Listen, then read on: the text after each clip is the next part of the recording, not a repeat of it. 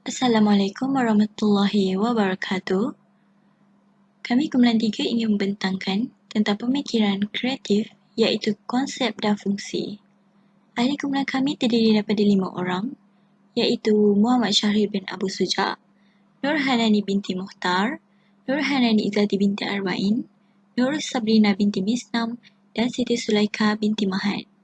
Sebelum saya beralih kepada slide yang seterusnya, diharap doktor dan rakan-rakan dapat menjaga diri dan stay safe.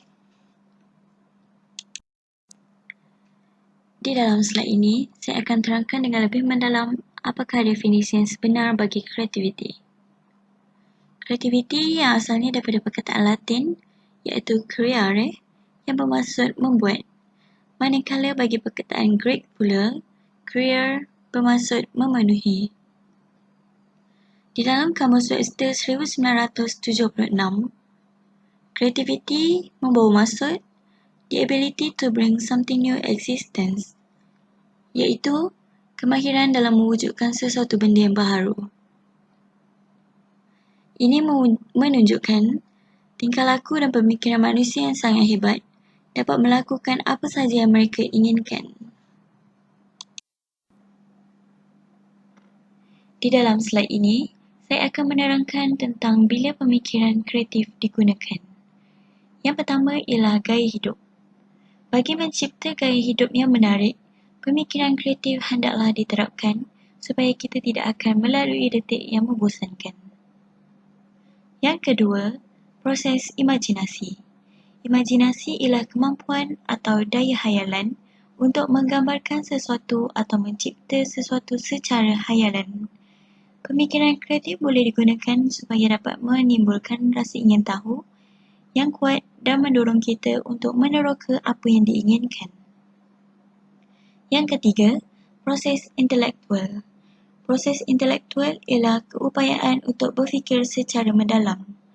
Untuk berfikir dari sudut yang intelektual, pemikiran kreatif hendaklah digunakan supaya dapat menggabungkan bahagian-bahagian pemikiran yang berbeza kepada konteks yang lebih besar. Yang terakhir ialah penghasilan produk. Sebagai contoh, untuk menghasilkan produk dari bahan yang terbuang, ia memerlukan pemikiran kreatif untuk menghasilkan sesuatu produk yang menarik.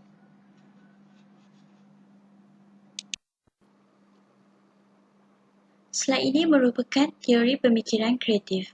Terdapat 5 teori pemikiran kreatif iaitu yang pertama ialah teori psikoanalisis.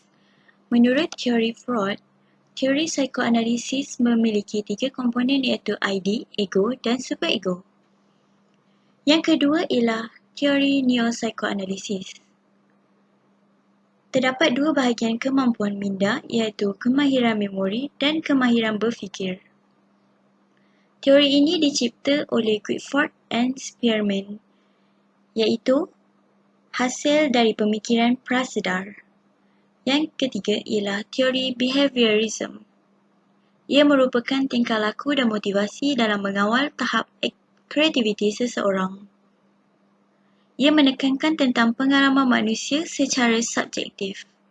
Tahap kreativiti manusia dipengaruhi oleh tekanan, iaitu semakin subur dan berkembang kreativitinya.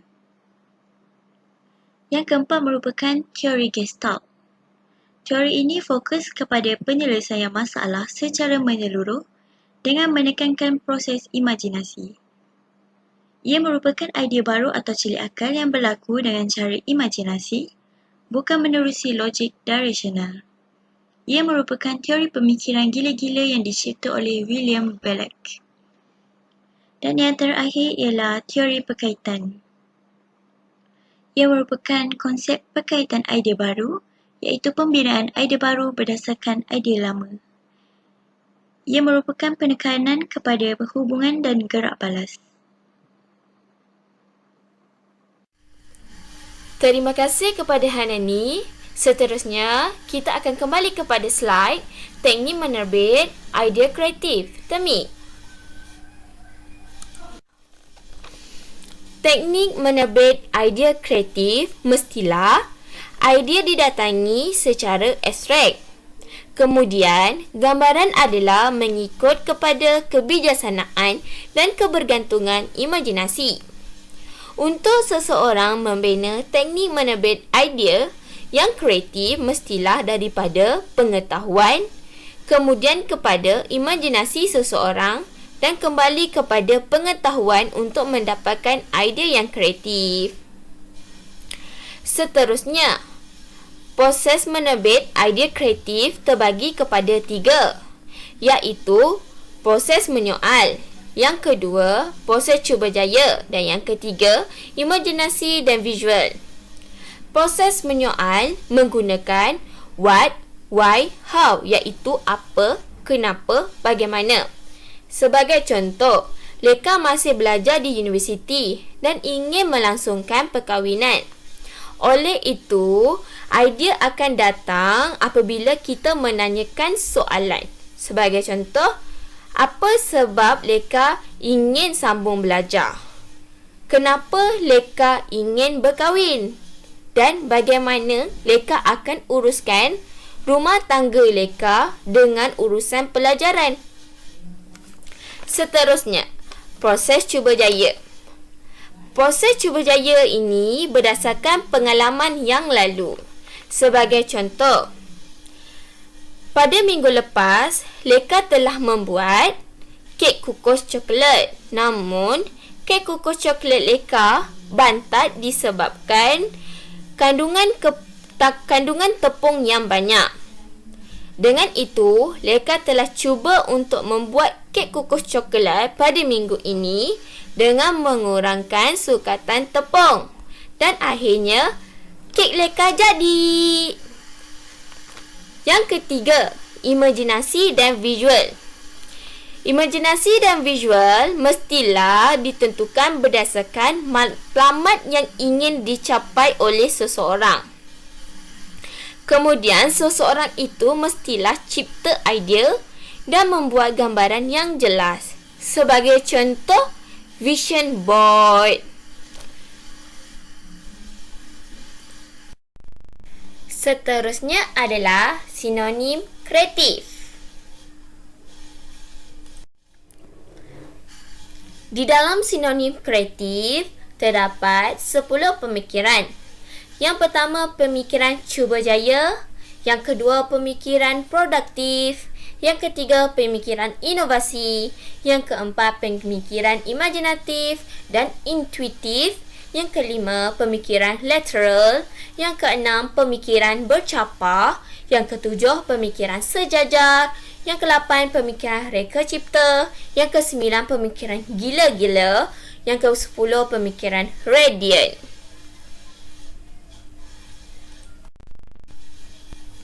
Pemikiran cuba jaya. Pemikiran cuba jaya direka oleh Thorndike yang memberi pengaruh kepada ganjaran dan denda. Sebagai contoh, kalau kek Leka menjadi, Leka boleh makan kek Leka. Itu adalah ganjaran. Tapi kalau denda, Leka kena buang kos Leka dan buang kek juga. Dan Leka tak dapat makan. Itu adalah sebagai denda. Pemikiran produktif.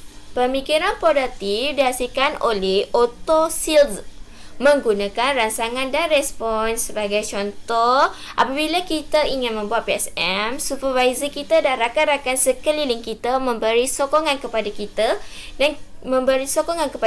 dan respon kita adalah untuk menyiapkan PSM kita. Yang ketiga, pemikiran inovasi. Pemikiran inovasi direka oleh Alva Edison, iaitu pembaruan dan menghasilkan yang baru. Sebagai contoh, drone. Drone boleh terbang. Bila kita letak kamera, kita dapat lihat seluruh tempat. Yang keempat, pemikiran imajinatif dan intuitif direka oleh Alex Osborne, iaitu membuat sesuatu tanpa menggunakan fakta dan membuat pemikiran itu berdasarkan emosi dan pengalamannya.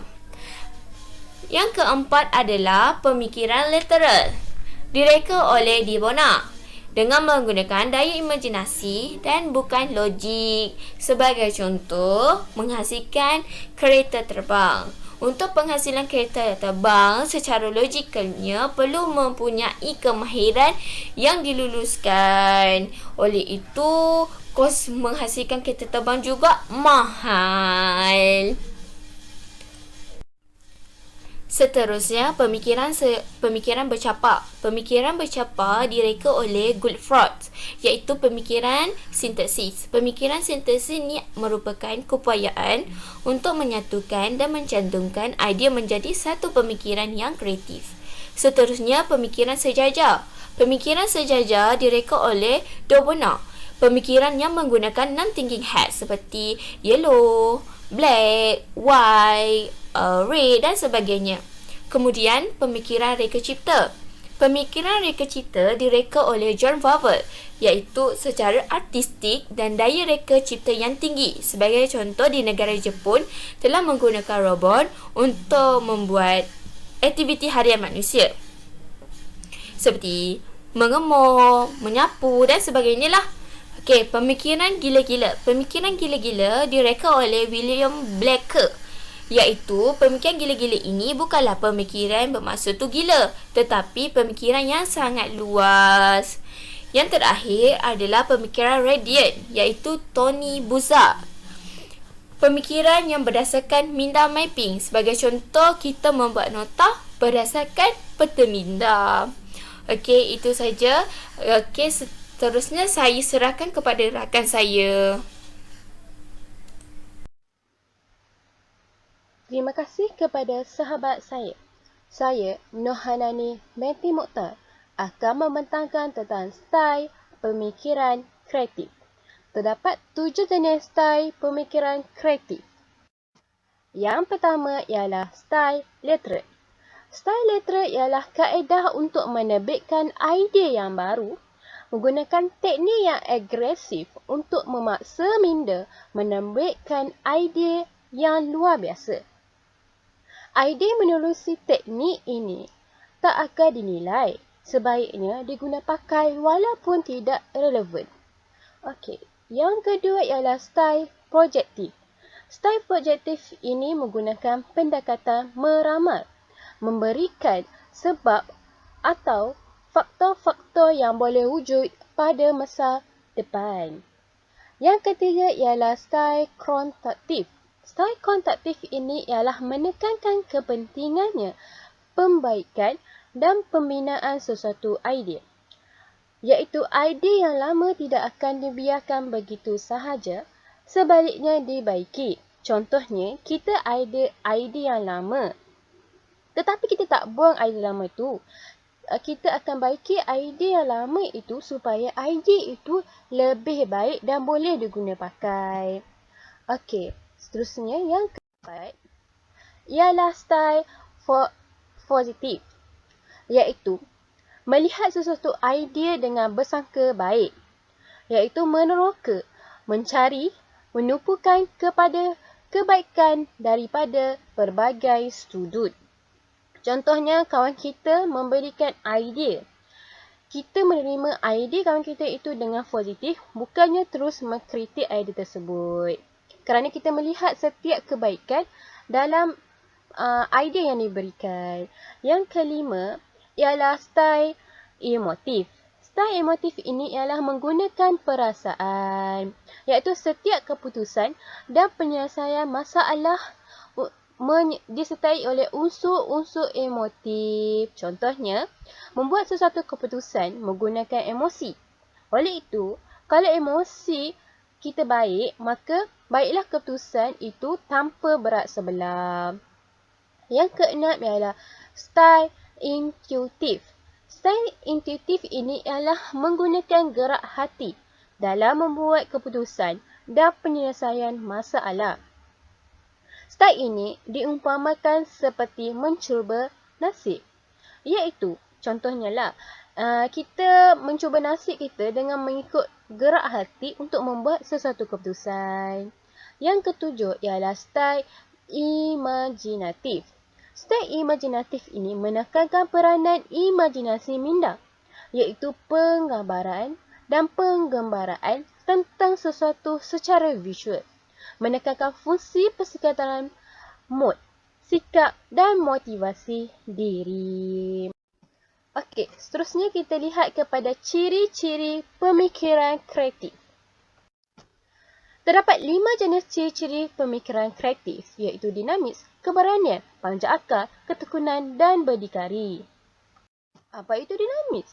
Dinamik ialah idea-idea perubahan sebagai respon kepada interaktif aktif. Semangat ingin tahu, sikap suka bermain. Yang kedua ialah keberanian.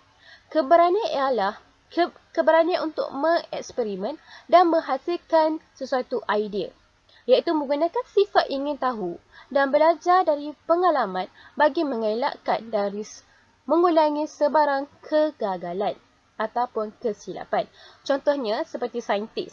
Saintis ni dia berani mencipta sesuatu dengan dia mencipta berbanyak kalilah supaya iaitu dia belajar daripada pengalaman dia supaya dapat menghasilkan hasil yang lebih baik. Yang ketiga ialah panjang akal, iaitu kebolehan untuk bertindak secara berkesan dengan pendekatan yang menyelesaikan masalah. Contohnya seperti seorang ketua. Seorang ketua ini berfikiran secara bernas ataupun bijak untuk menyelesaikan sesuatu masalah ataupun konflik yang berlaku dalam kumpulan. Dia pandai akal untuk berfikir idea-idea untuk menyelesaikan masalah.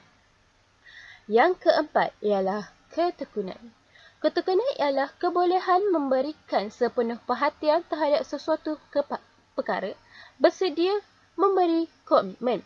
Contohnya, seorang pelajar yang berusaha bersungguh-sungguh dan fokus untuk menghasilkan sesuatu bagi mendapatkan sesuatu idea yang baik. Dia tekun dan fokus untuk mencipta sesuatu supaya menghasilkan yang baik.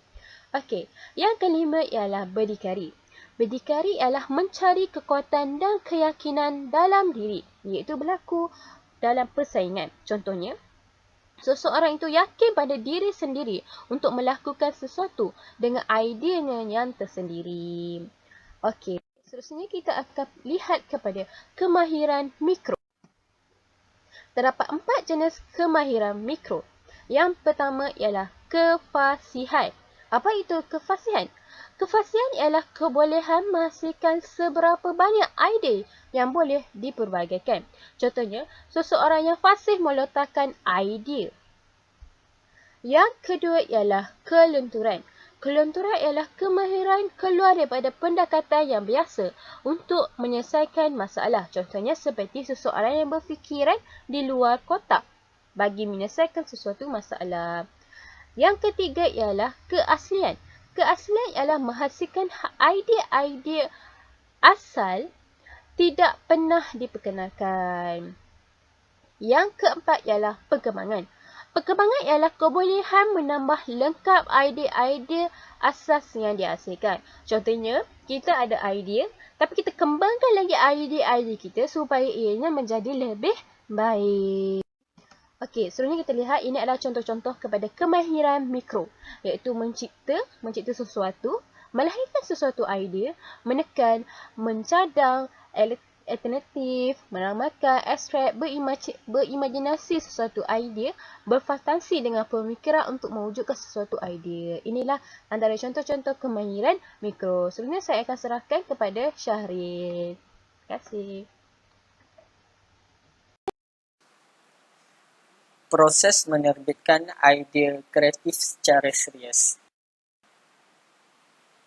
Proses menerbitkan idea kreatif secara serius mempunyai 7 langkah, iaitu minat dan berakhir dengan aplikasi. Okey, saya akan menerangkan dengan lebih mendalam satu persatu komponen ataupun langkah-langkah dalam menerbitkan idea yang kreatif.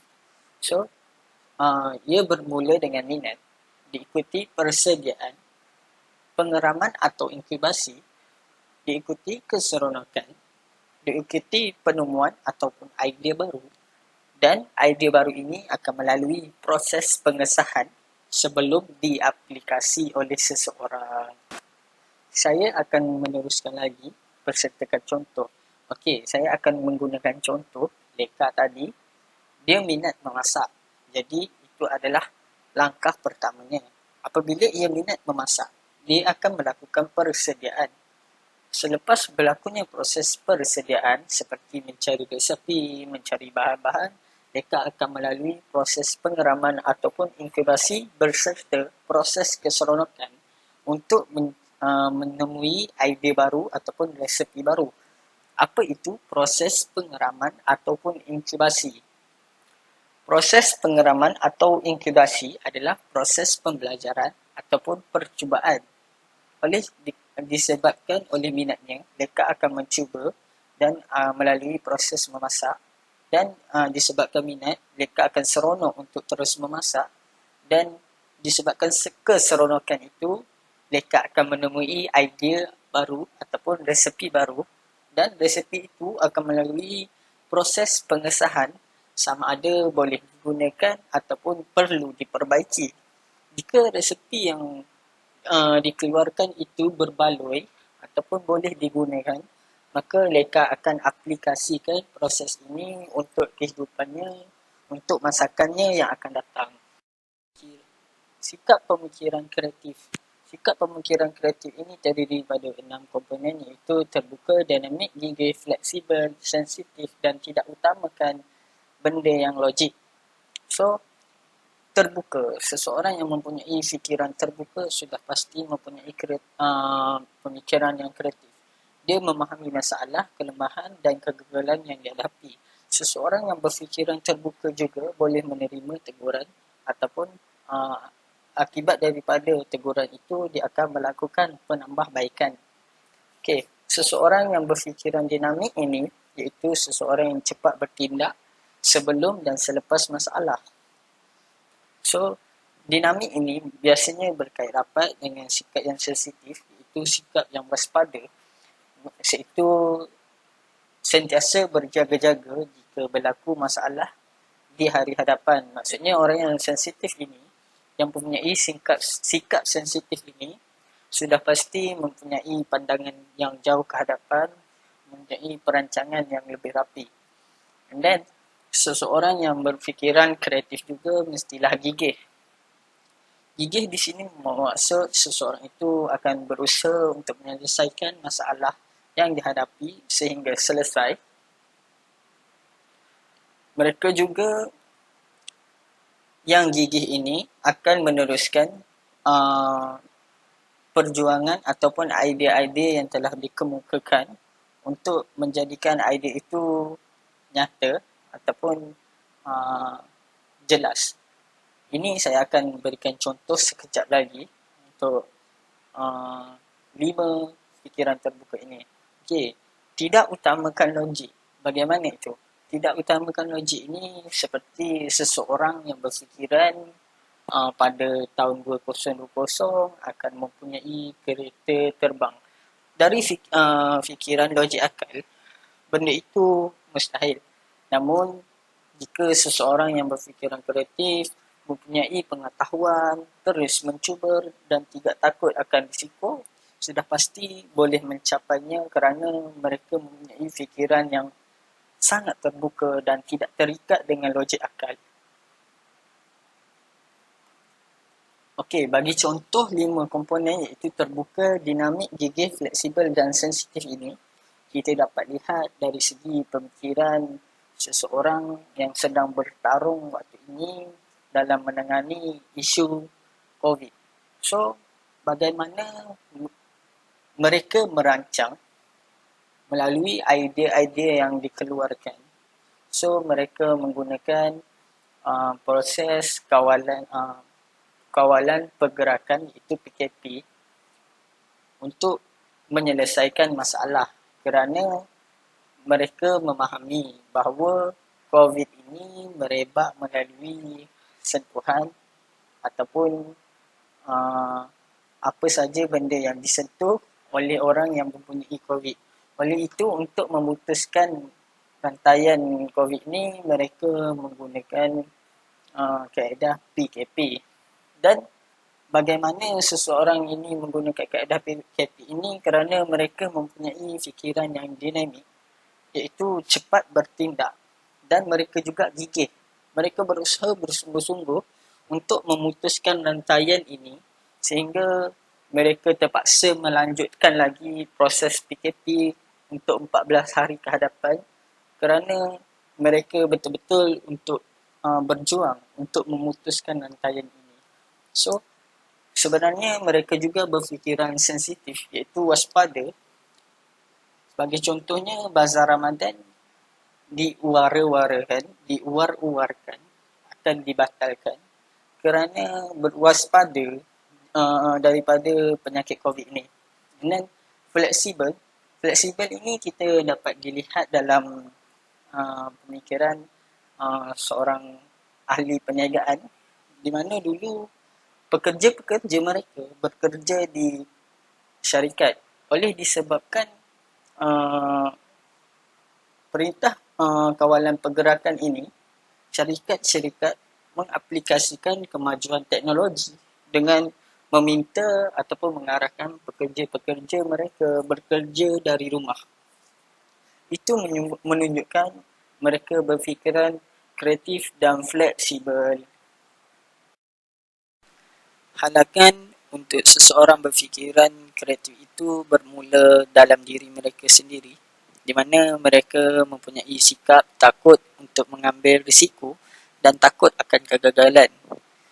Mereka yang takut untuk mengambil risiko ini kebiasaannya gagal untuk memberikan idea yang bernas ataupun idea yang kreatif kerana mereka dibelenggu oleh perasaan takut. Seterusnya, mereka yang berfikiran benda yang menghalang mereka berfikiran daripada kreatif kerana mereka memberi perhatian kepada perkara yang mereka ingin ketahui dan perkara yang ingin mereka lihat. Mereka tidak berfikiran terbuka, di mana mereka tidak akan mengambil idea ataupun buah fikiran daripada orang lain, dan mereka hanya berpandangan mereka sahaja yang betul. Okey. Punca yang ketiga ialah mereka tidak dapat mengenali masalah dan punca masalah. Jika seseorang itu tidak mengenali masalah dan tidak mengetahui punca, bagaimana seseorang itu boleh berfikir untuk menyelesaikan masalah tersebut? Stereotip juga menjadi halangan kepada seseorang untuk berfikiran kreatif.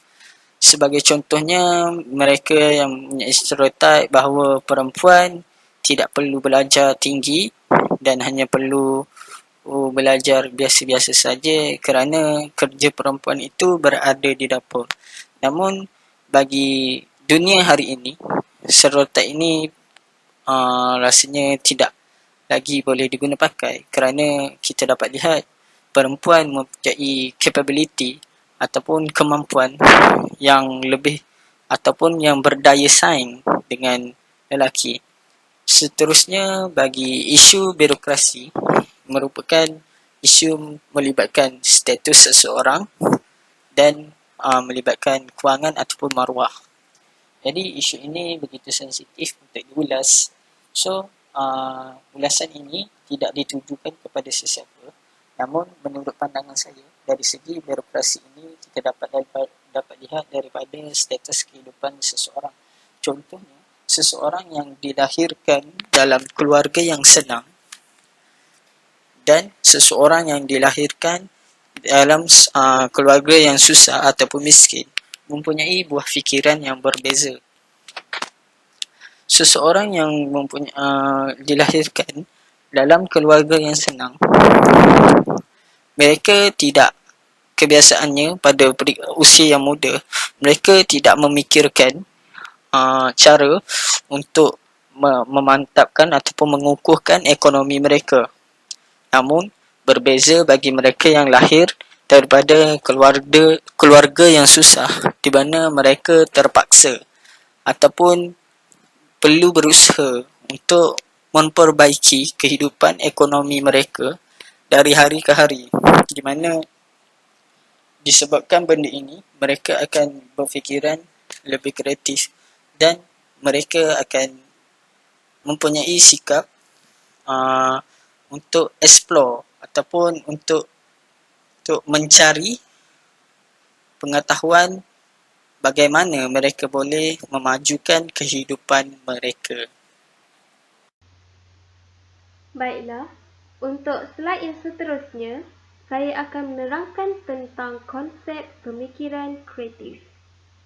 Seperti yang anda dapat lihat, konsep pemikiran kreatif terbahagi kepada 3 elemen yang utama, iaitu kreativiti, penciptaan dan inovatif.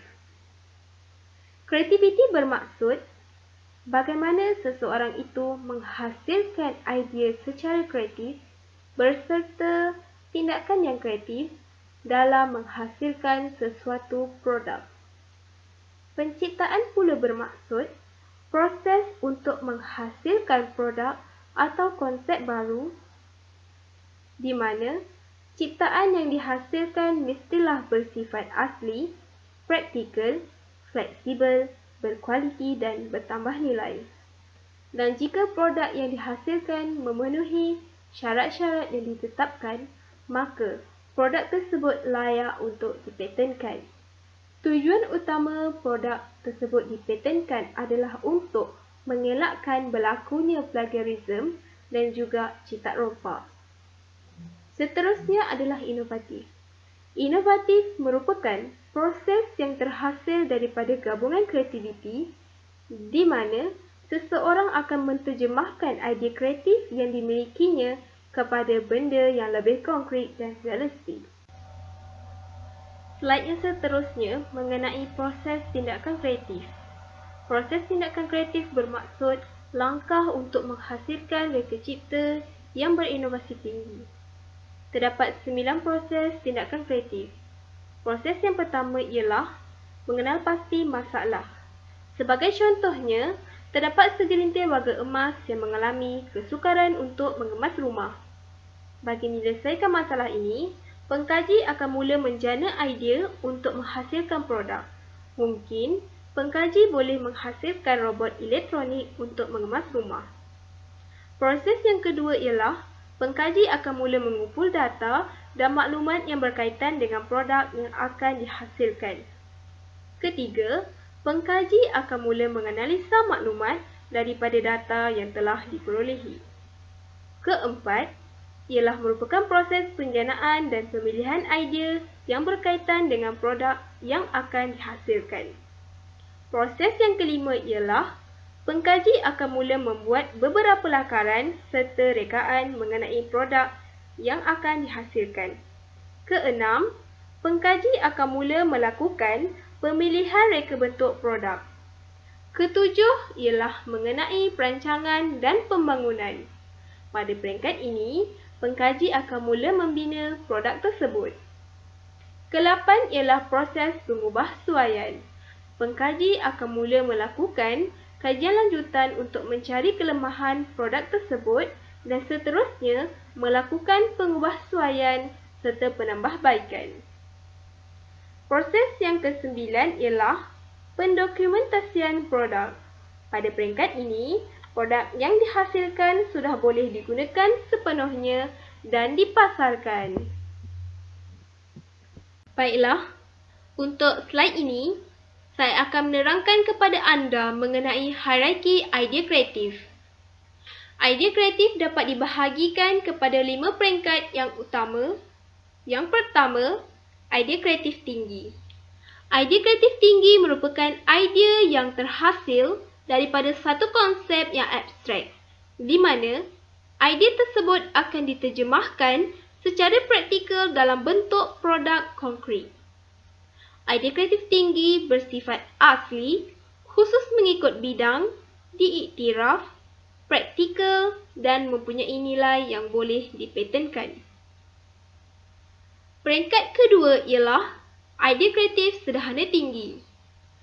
Idea kreatif sederhana tinggi merupakan idea kreatif asli yang telah mengalami proses ubah suai atau penambahbaikan sama ada dari segi struktur dalaman atau luaran sesuatu produk asli. Pengkaji akan membuat kajian lanjutan dengan cara mencari kelemahan dan kekurangan produk tersebut. Peringkat ketiga ialah idea kreatif sederhana. Idea kreatif sederhana merupakan idea yang terhasil daripada reka cipta baru yang telah ditambah nilai. Pengkaji telah mengubah suai idea asal daripada pencipta yang pertama. Peringkat keempat pula ialah idea kreatif sederhana rendah. Idea kreatif sederhana rendah merupakan idea yang telah diterbitkan oleh individu atau kumpulan dengan cara lakaran-lakaran grafik dan korpus ayat. Peringkat yang kelima pula ialah idea kreatif rendah. Idea kreatif rendah merupakan usaha seseorang untuk menerbitkan idea secara imajinatif semata-mata. Idea tersebut tidak mempunyai kebolehan untuk menghasilkan produk.